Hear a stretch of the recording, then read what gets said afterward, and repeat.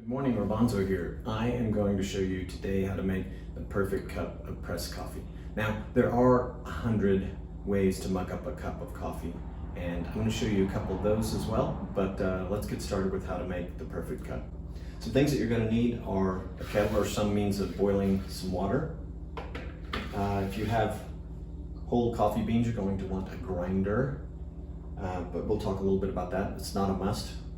You absolutely need a coffee press, 2 to 3 cup decanter, depending on the size of your cups.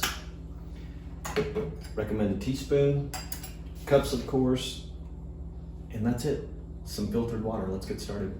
So in regards to water, you don't want to pour water over your coffee that is actually at the boiling point.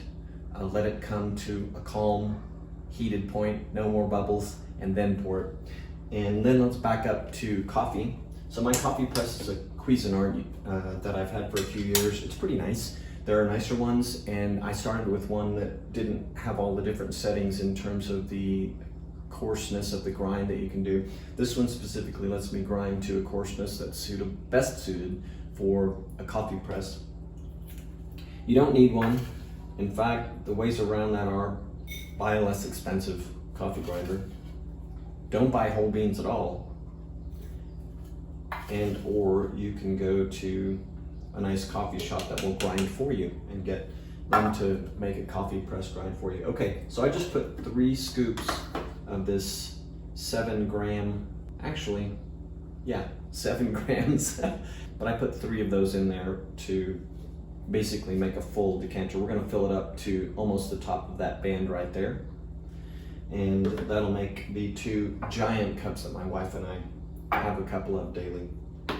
Yes, we are addicts. So once we have that, we're going to slowly pour our water in. Again, it's not boiling. If you have a newer kettle, water kettle, it probably comes with, as this one did at one point in time, a descaler, which is a built-in little screen to capture mineral deposits from going into your water, which by the way won't harm you. You can drink them, they're fine, minerals are good for us, right? But they look kind of funky, so a lot of us like to filter them out. This one's pretty old and I'm just resistant to replacing it because it still works. What I do use in lieu of that is a spare part from a coffee press. This is from the bottom of the plunger. It's that screen right there. And keeping spare parts is a great idea because these things will break. You might break the decanter, but you have some of the other pieces. So having some spare parts are good for maybe upgrading one that you bought that you didn't think had good parts on, or just something that maybe breaks or you lost. But anyway, so I use this guy to pour water through to capture the scales, the mineral deposits. If you do this, please be careful. This is not a recommended use of this because as you can see, I'm pouring kind of close to my fingers. I could just burn myself. Now the one disadvantage of doing this is that I can't see the water pouring in quite as well, so I can't necessarily pour over the grounds that have not yet been had water poured on top of them.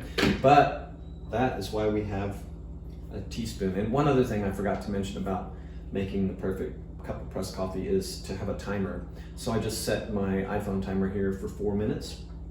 After the first minute, we'll address that issue where I couldn't pour over all the grounds by giving it a very light stir, a gentle stir, which you should do anyway, whether you were pouring over all the grounds or not. And this will just make sure that everything is properly submerged below the surface, I should say, not submerged down to the bottom, but on the surface, and also maybe reduce any clumping that might have happened with the coffee and let more of the flavors come out. So after 1 minute, we'll give that a stir. I probably mentioned you should use filtered water, or I recommend you use it. You don't have to. You might have great tap water in your area, but that does seem to be more rare these days.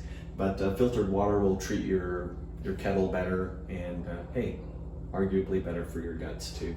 And it'll make a nice cup of coffee. I wouldn't necessarily pour bottled water in here, but if you have a home filtering system of any kind, even if it's a countertop where you buy those large giant water bottles that you're reusing or exchanging for a new one, that would be good. I'm sure we're past a minute here, yep. So I'm gonna give the coffee grounds a quick stir, just a light stir again. And I'm gonna rinse this guy. I'm gonna need this again in a minute. Because of the 100 ways to muck up a cup of coffee, my wife and I engage in one of the sins, 2 if you count her, and that is adding a creamer to the coffee and or a sweetener. I used to drink it black.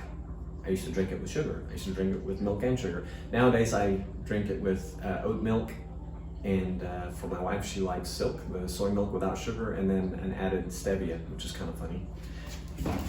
So let's grab these guys here. I think if you like your coffee with milk or cream or soy milk or oat milk or almond milk, you should just do whatever. Some people put coconut oil in, which I've tried. It's okay. It's supposed to be good for you. You can put anything in it that you want, but if you want a true, pure, excellent cup of coffee, at least taste it before you put anything in there.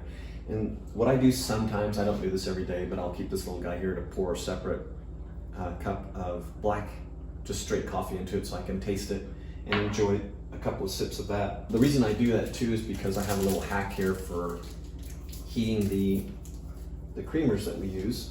That's the stevia for the wife. And the hack is to pour the creamers, the milk, the silk, the oat milk, whatever you're using, into the cup before the coffee, and pour the hot coffee over that, as opposed to the other way around, which would have an effect of cooling the top of the coffee a bit. It's a negligible temperature difference. However, it's something I really enjoy doing, and I think you should try it. You might like it. When you do that, the other thing is, unless you're putting a sweetener in there, as I'm doing with my wife's cup, you don't need to stir it, which that's kind of nice. All right, so we have about 18 seconds left, and when the timer goes off, we're going to press the coffee. Now, granted, if you're a working stiff, I'm gonna stop the timer because it's done. I thought I was gonna stop it. You may not have time to do this every day, especially not twice, which is what I do, but we're gonna give that a gentle press. So maybe this is a weekend treat for you, and you've got a Keurig or a coffee pot or something, or you just go pick up a cup of coffee to go, which is nice to do once in a while anyway. But maybe this is your treat on the weekend when you have a little more time. I actually find making a carafe, a press of coffee, kind of a meditation. I'm doing all these little rituals around the timing involved, the stirring, the tasting. It can be a bit of a meditation. So I'm waiting 30 seconds after I press the coffee, and that will allow any sediment or cloud that sort of forms in there from the press to settle down a bit. So just give it about 30 seconds, which is we've passed approximately 30 seconds.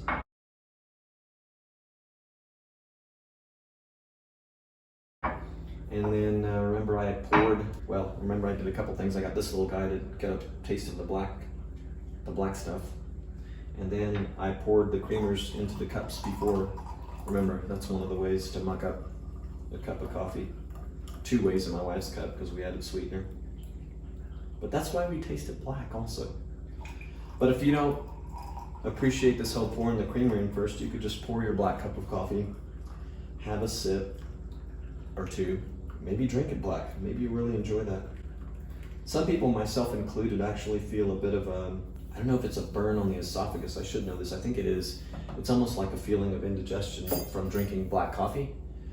If I have a full cup or a couple of cups, I kind of feel that. So, and the creamer or milk or whatever you put in there allegedly reduces that or eliminates that problem. So I'm going to try the black. Oh, it's lovely.